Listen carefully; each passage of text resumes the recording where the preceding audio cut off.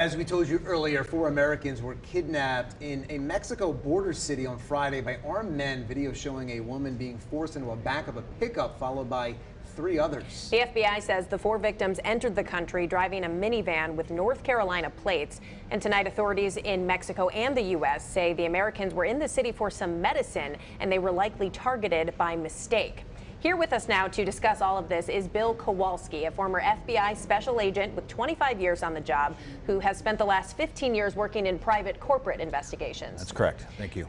What is your read on this situation? They're offering an award now, a substantial one, $50,000 for return of the victims. Does that stand out to you? Well, it's actually become more common in recent years for the FBI to offer rewards. And in a situation like this, I would suggest to you that there are more people in Mexico that are enticed by such a reward, because they'll be the individuals that have information as to the whereabouts of the individuals, and $50,000 to them is actually a significant amount of money here too. So my guess is that's why that the reward is being offered down there now. So many Americans go to Mexico for vacation and travel down there. Now, this is a different situation. Reportedly, they were going to get medicine and return with medicine. How dangerous is Mexico, or does it really just depend upon where you're going? Well, I would suggest Mexico, in certain parts of Mexico, is a very dangerous place. Here in the Matamoros area here too is one of those locations.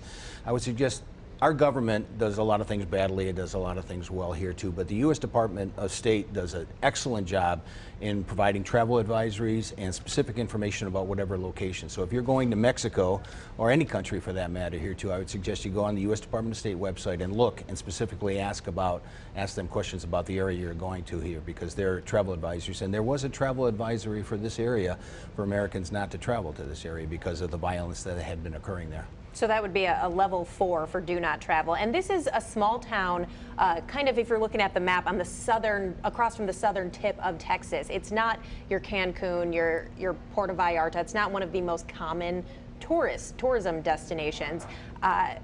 What is the difference between these types of areas? Is there a lot of medical tourism like this in other areas? Well, there's not so much medical tourism here. The difference in these areas is in the bigger cities and the resort areas, they have an interest in keeping people safe, so oftentimes they have other securities. This area, as I understand it, across from Brownsville, Texas, is fairly much cartel controlled. When we think of corruption in areas in Mexico, we look at cities and areas like this here, because the cartels are kind of running the show at a lot of these areas, and law enforcement is up against a great enemy there here too, so it's really not that safe. When I hear that they're going for medicine, I'm very curious to see what that comes out to. Did they have a contact? Was it mistaken identity? Was someone in the car with them possibly of interest to a cartel member, and that's why they were targeted there? And I'd be very curious to see how this works itself out, and we certainly pray for the safety of these individuals. How do generally these things play out in a situation like this? Apparently it's a misunderstanding according to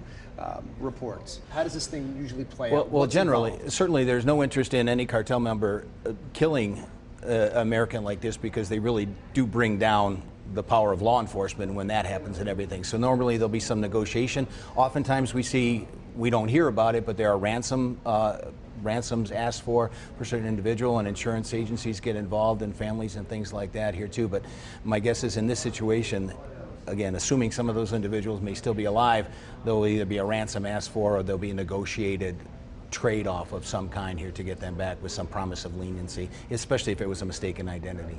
To kind of more on that question, is there any history that would suggest, these cartel members do they hold themselves to any sort of rules of war that you would expect of another nation in a conflict zone? Actually, the only rules of war they do, again here too, they certainly do not want to incite the great American law enforcement agencies here too, because if we bring down the hammer on them, it would be problematic for them. And we can do that through negotiation with our Mexican partners in law enforcement. But again here too, there really are no rules. They fight with other cartels, they fight with the Mexican government, they offer bribery and corruption so that you never know who your friends are, and it's very difficult. The FBI has a great presence in Mexico through our legal attaché offices, and we work very closely with law enforcement, but it is a very difficult situation nowadays, especially given the fact that there are other foreign nationals from other countries transiting through Mexico to get to the United States, and you don't even know who all your friends are down there.